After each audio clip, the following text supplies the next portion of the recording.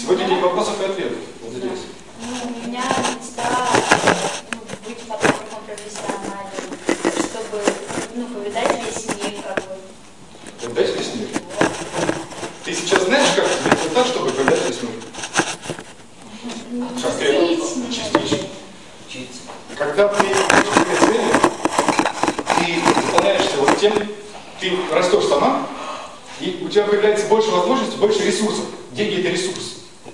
У тебя появляется ресурс для реализации вот этой цели. Поэтому нам нужны деньги в таком количестве, в каком они нужны для выполнения ресурса, то есть выполнения цели. Деньги сами по себе не могут быть целью. Потому что, почему деньги не могут быть целью?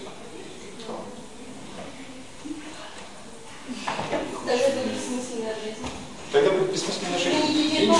Я даю до 3 часов.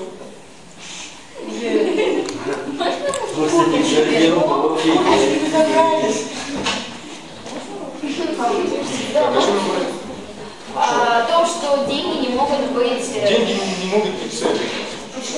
Может быть, некоторые люди есть, банкиров еще Вот у кого-то есть... Ну, Скрудж Макдак.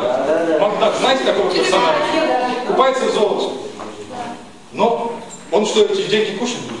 Он их есть не будет, ему никого не Он не нужен. тратит, и своим немного, а племянникам не дает вообще. Скупость, развивается эгоизм. Отрицательное качество, правда?